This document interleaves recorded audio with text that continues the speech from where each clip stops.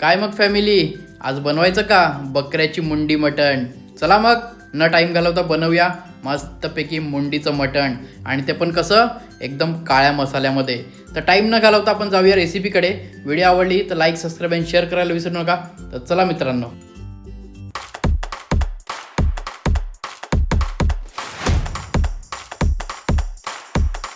तर मित्रांनो, हे सगळ्यात पहिलं मी इकडे मस्त बारीक कटिंग करून मुंडीचं मटण घेतलेलं आहे. आणि आपल्याला इकडे पूर्ण 1 किलो मटण पडलेलं आहे. त्याच्यामध्ये थोडंसं चापसुद्धा घेतलेलं आहेत मी एक्स्ट्रा टाकून. तर मस्तपैकी आता आपल्याला याच्यावर मसाले, हळद, मीठ सगळं टाकून, तर सगळ्यात पहिलं आपण हळद घेऊया.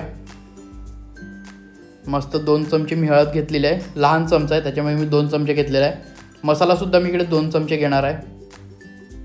आपल्याला याच्यामध्ये खूप सारे मसाले ॲड करायचे आहेत. आता त्याच्यानंतर हा जो मसाला आहे तो लाल मसाला मी 2दा टाकला. ही लाल मिरची पावडर आहे. आणि आता जो मी याच्यात टाकणार आहे तो कोल्हापूरचा सगळ्यात फेमस मसाला म्हणजे काळं मटणचा मसाला. तर तो सुद्धा आपला टाकून झालेला आहे. आता याच्यावर आपण मस्तपैकी मटण मसाला टाकूया. तो सुद्धा मी अंदाजे 1 ते 2 चमचे घेतलेला आहे. आता त्याला चांगला आपण मिक्स करून घेऊया. तसं पटापट मिक्स करून घ्या.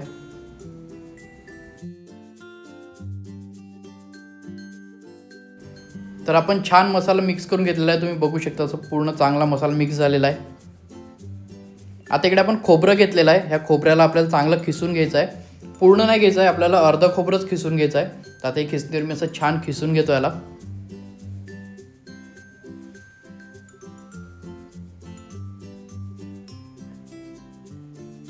तर मित्रांनो, आपण इकडे खोबरं खिसून घेतलेलं आहे. तर चला आता रेसिपीला आपण सुरुवात करूया. तर हे खोबरं बघा, तुम्ही बघू शकतात आपण इकडे अर्धं खोबरंच घेतलेलं आहे, पूर्ण नाही. आता आपण कढई गरम करत ठेवलेली आहे. त्याच्यामध्ये तेल टाकून घेतो आहे. तेल मी अंदाजे 5 ते 6 चमचे तेल होईल एवढं मी अंदाजाने तेल घेतो आहे त्याच्यामध्ये. कढईसुद्धा गरम होते आहे.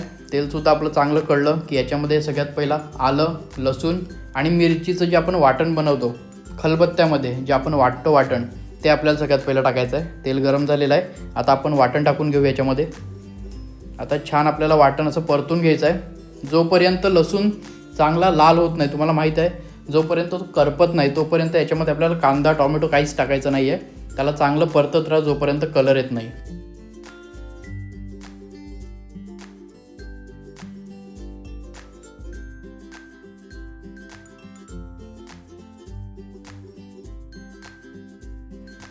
आता लसूण छान इकडे कलर आलेला आहे. लसूणला तुम्ही बघू शकता चांगला तो एकदमसा लालसर कलर जो आपल्याला पाहिजे होता तसं आपण लसूणला इकडे येण्यापर्यंत चांगलं परतत राहिलेलो आहोत. आता आपण याच्यात कांदा टाकूया. ते मी इकडे एक मीडियम साईजचा कांदा बारीक कटिंग करून घेतला होता, तो आपण याच्यामध्ये आता टाकून घेतलेला आहे. आता यालासुद्धा चांगलं परतून घ्यायचं आहे. जोपर्यंत चांगला लाल कलर येत नाही कांद्यालासुद्धा तोपर्यंत आपल्याला कांदा परतून घ्यायचा आहे. टॉमॅटो आपल्याला त्याच्यानंतर टाकायचा आहे. टॉमॅटो जर तुम्ही पहिला टाकलं तर कांदा चांगला शिजणार नाही. जसं आपल्याला करपवायचं आहे तसं करपणार नाही, आणि मग प्रॉब्लेम असा होतो की भाजी गोड बनते. तर त्याच्यामुळे कांदा आपल्याला चांगला असा फ्राय करून घ्यायचा आहे. आता आपण याच्यावर जो खिसलेलं खोबरं होतं ते आपण टाकून घेतो. आता खोबऱ्याचा खिस आपण टाकलेला आहे याच्यावर, तो सुद्धा आपल्याला तेलावर चांगला फ्राय करून घ्यायचा आहे. आता हळूहळू कांद्याला इकडे कलर यायला सुरुवात झालेली आहे, तुम्ही बघू शकतात. आता लसूण आणि कांदा सेम छान कलरमध्ये झालेला आहे. आता आपण याच्यामध्ये टोमॅटो घालूया. तर मित्रांनो, इकडे मी एक टोमॅटो घेतलं होतं बारीक कटिंग करून. आता ते छान आपण टोमॅटो याच्यात टाकून घेतलेलं आहे. आता आपल्याला चांगलं टोमॅटोसुद्धा शिजवून घ्यायचं आहे, आणि याच्यावर आपल्याला परत एकदा मसाले घालायचे आहेत. तर सगळ्यात पहिला मी इकडे जो लाल मिरची पावडरवाला मसाला आहे तो टाकणार आहे. तर हा मसाला मी टाकून घेतो, लाल मिरची पावडर. त्यानंतर थोडासा काळा मसाला पुन्हा आपण टाकतो याच्यामध्ये. आपला घरचा जो लाल मसाला आहे साधावाला तो आपण टाकलेला आहे. आता त्याला परत चांगलं परतून घेऊया. आता आपण याच्यामध्ये हळद टाकूया. हळदसुद्धा मी घेतलेली आहे. आता याला चांगलं मिक्स केल्यानंतर चांगले मसाले आपले थोडेसे शिजले की मग आपण याच्यामध्ये आता मटण घालणार आहोत. मटणसुद्धा आपण 20 ते 25 मिनटं झाली छान मसाल्यामध्ये कालवून ठेवलं होतं. आता आपण इकडे मटण घेतलेलं आहे. आता हे आपण टाकून घेऊया. मटणाची क्वांटिटी थोडीशी जास्त आहे, तर ती आपल्याला म्हणजे चमच्याने आपण जेव्हा त्याला परतू तर थोडंसं टाईम लागेल. तर मी हळूहळू करणार आहे. तुमची क्वांटिटी जास्त असेल तुम्हीसुद्धा हळूहळू करा, नाही तर काय होते कधी कधी ते कढईच्या बाहेरसुद्धा उडू शकते. तर आपल्याला असं हळूहळू करून चांगलं परतून घ्यायचं आहे. खालती कढईला लागायला नको म्हणून खालचं मटण वरती आणि वरचं मटण खाली असं मी 2-3 वेळा चांगलं परतून घेतो आहे. तुम्ही बघू शकतात. थोड्या वेळाने मटणाला जसं पाणी सुटायला तयार होईल, मटण त्याचं स्वतःचं पाणी आणि तेल सोडतं, तुम्हाला माहीतच आहे.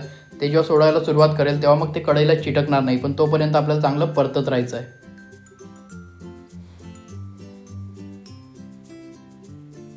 आता आपण याच्यामध्ये मीठ टाकून घेऊया, कारण आपण मीठ सुरुवातीपासून टाकलं नव्हतं, पण आता आपण मीठ टाकतोय. तर इकडे मी मस्त अंदाजाने 3 चमचे मीठ घेतलेलं आहे. मी हाताने टाकलेलं आहे, पण अंदाजाने मी तुम्हाला सांगतो 3 चमचे आपण इकडे मीठ घेतलेलं आहे. लहानवाले जे मीडियम साईजचे आपले स्पून असतात, आपण जे राईस वगैरे खायला वापरतो, त्या अंदाजाने मी इकडे 3 चमचे घेतलेले आहेत. आता त्याला चांगला आपण परतून घेऊया. तुम्ही बघू शकतात मटण इकडे पाणी सोडायला सुरुवात केली मटणाने. आता आपण याच्यावर झाकण ठेवून याला 15 मिनिटासाठी शिजायला ठेवूया. तर मित्रांनो 15 मिनिटं इकडे झालेली आहेत आणि आता आपण बघू शकतात मटणने खूप सारं पाणी सोडलेलं आहे. आणि आता आपण चांगलं 2-3 वेळा चांगल्याला परतून घेऊया, म्हणजे जे खालती मटण आहे ते आपण चांगलं वर करू, वरचं मटण खाली करूया. आणि याच्यामध्ये आपल्याला 2 ग्लास पाणी टाकायचं आहे. पाणी यासाठी, जर आपण पाणी नाही टाकलं तर ते मटण तेवढं छान शिजणार नाही आणि आपल्याला याची थोडीशीच ग्रेव्ही बनवायची आहे, जास्त नाही. तिकडे मी 2 ग्लास पाणी टाकतोय. आपण जेवढं पाणी टाकलेलं आहे त्याच्याहून जास्त पाणी इकडे आटून जाईल, त्याच्यामुळे पण मटण शिजवण्यासाठी पाणी जास्त काम करते. त्यासाठी आपण फक्त मटण शिजवण्यासाठी इकडे आपण चांगलं पाणी घेतलेलं आहे.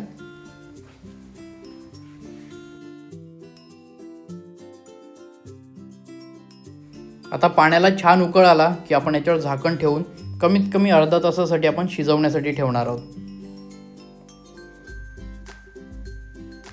तर आता आपण याच्यावर झाकण ठेवूया आणि अर्धा तासासाठी याला शिजवण्यासाठी ठेवून देऊया.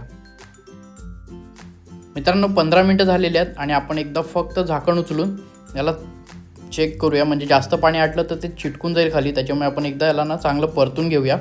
पाणी तुम्ही बघू शकता आता खूप आटत चाललेलं आहे पाणी.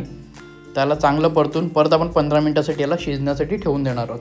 तर चला आपण परत त्याच्यावर झाकण ठेवून देऊया. तर फायनली इकडे आपलं मटण तयार झालेलं आहे मित्रांनो. तुम्ही बघू शकता पूर्ण अर्धा तास आपण चांगलं मटण शिजवून घेतलेलं आहे आणि तुम्ही बघू शकता त्याला छान कलरसुद्धा आलेला आहे आणि ग्रेव्हीसुद्धा याची चांगली झालेली आहे, एकदम जाड ग्रेव्ही झालेली आहे. आता आपण याच्यावर चांगली बारीक कोथिंबीर कटिंग केली आहे, ती टाकणार आहोत. बघू शकता तुम्ही एकदम काळं मटण झालेलं आहे रेडी आपल्या इकडे मित्रांनो.